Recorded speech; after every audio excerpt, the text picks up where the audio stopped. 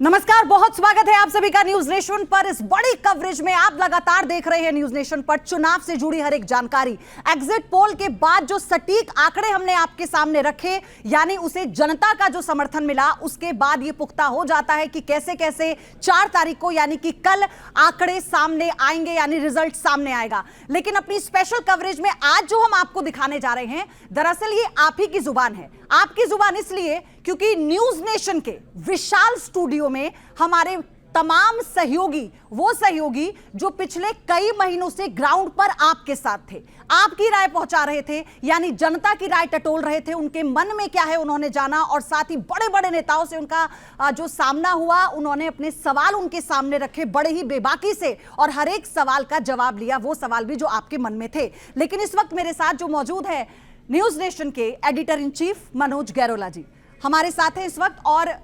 आपको मैं बता दूं, नंबरों के, आंकड़ों के मास्टर हैं, दशकों का अनुभव है, और हर एक सीट का एनालिसिस जिस तरह से न्यूज नेशन पे आप देख रहे हैं इनकी जुबानी, आज भी हम जानेंगे इनके अनुभव के जरिए, आंकड़ों के जरिए, और अपने रिपोर्टर के पास जाकर हम आपको बताएंगे क्या कहता है हिंदुस्तान, हिंदुस्तान के मन में क्या है। तो सबसे पहले मैं आपको बता दूं कौन कौन हमारे साथ है। वरिष्ठ सहयोगी विकास चंद्रा इस वक्त हमारे साथ स्टूडियो में हैं, जिनको आप ग्राउंड पर देख रहे थे। प्रधानमंत्री नरेंद्र मोदी का इंटरव्यू ग्राउंड से कर रहे थे पुरी में। और मोहित बख्शी मेरे सहयोगी हमारे साथ है ग्राउंड पर, आप जिन्हें देखते हैं, और मोहित राज दुबे हमारे साथ हैं, आमिर मेरे सहयोगी यहां पर साथ हैं, मधुरेंद्र भी हमारे साथ हैं। लेकिन सबसे पहले शुरुआत हम करेंगे विकास जी आपसे, क्योंकि आपने प्रधानमंत्री मोदी के साथ भी इंटरव्यू किया, बाकायदा रैली में आपने उनके साथ इस तमाम सवालों का उन्होंने जो जवाब दिया आपसे मेरा पहला सवाल यही है कि एग्जिट पोल के बाद हमारे, आपको लगता है ग्राउंड पर जो बीजेपी 400 पार का नारा दे रही थी वो सार्थक हो रहा है? देखिए, बीजेपी ने जो 400 पार का नारा दिया, और प्रधानमंत्री मोदी से मैंने पूछा कि इस चुनाव का सबसे बड़ा नारा है 400 पार का, तो उन्होंने कहा कि ये नारा नहीं है, ये संकल्प है, और इसे लेकर के हम मैदान में उतरे हैं, और इसे ये पूरा हो, पूर्ण हो, इसकी पूरी कोशिश है। लेकिन इस बार जो विपक्ष की तरफ से कुछ नैरेटिव बनाने की कोशिश की गई, खासतौर पर एनडीए की तरफ से, और कांग्रेस का जो घोषणा पत्र सामने आया, उसमें जो लोक लुभावन वायदे किए गए थे, अगर आप बीजेपी के संकल्प पत्र को देखें, उसमें कोई लोक लुभावन वायदा नहीं किया गया था। उसमें विजन की बात की गई थी, भविष्य की बात की गई थी। तो उसमें कहीं ना कहीं ग्राउंड पे वो जो महिलाओं को 8,500 रुपये महीने देंगे, जो कांग्रेस की तरफ से कहा गया, इस तरह के वायदे किए गए, वो भारी दिखाई दे रहा था। यानी कहीं बीजेपी के संकल्प पत्र पर लोग कम ध्यान दे रहे थे, कह रहे थे यहाँ से तो मिलने की उम्मीद है, अगर 8,500 रुपये अगर महीने मिलेंगे तो उसमें बुराई क्या है, तो लोग इस पर चर्चा कर रहे थे। साथ ही देखें कि कुछ जो जातीय समीकरण इस बार खासतौर पर जो मैंने अनुभव किया, कि चाहे पूर्वी उत्तर प्रदेश हो या फिर वो बिहार हो, यहाँ तक कि गुजरात में जो क्षत्रिय समाज की नाराजगी सामने आई थी पुरुषोत्तम रूपाला के बयान के बाद, तो इस बार 19 से बिल्कुल उलट,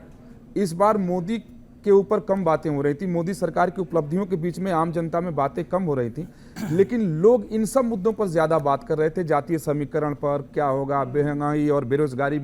के मुद्दे पर बात कर रहे थे। इन सबों के बाद जब लास्ट में बात की जाती थी कि क्या मोदी को समर्थन है या नहीं है, तो लोग यही कहते थे कि साहब कोई विकल्प नहीं है, तमाम सारे मुद्दे तो हैं, लेकिन अब मोदी ही है। तो सारी बातें कह करके अंत में मोदी ही है। लेकिन ये कहीं ना कहीं असर डाला है, बिहार में भी डाला है, उत्तर प्रदेश में, राजस्थान में, गुजरात में भी असर डाला है, कि जो 400 पार का एक सपना था इन लोगों का, तो वो मुझे ऐसा नहीं लगता कि एकदम 400 पार हो जाएगा। लेकिन हाँ, उससे ये ज़रूर हुआ कि लोगों में एक माहौल बना, विरोधियों पर दबाव बना, और उस दबाव का फ़ायदा बीजेपी को हुआ है, और कल तो परिणाम सामने आएगा तो आ जाएगा। लेकिन इस बार 19 से उलट मुद्दे, एजेंडे, जातीय समीकरण, और जो संविधान और आरक्षण को लेकर के विपक्ष की तरफ से जो एक नैरेटिव बनाने की कोशिश की गई, तो उस नैरेटिव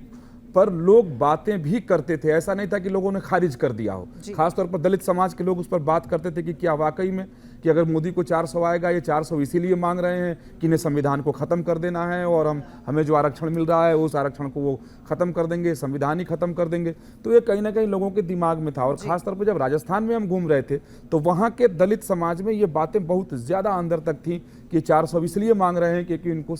आरक्षण खत्म करना है, संविधान खत्म करना है।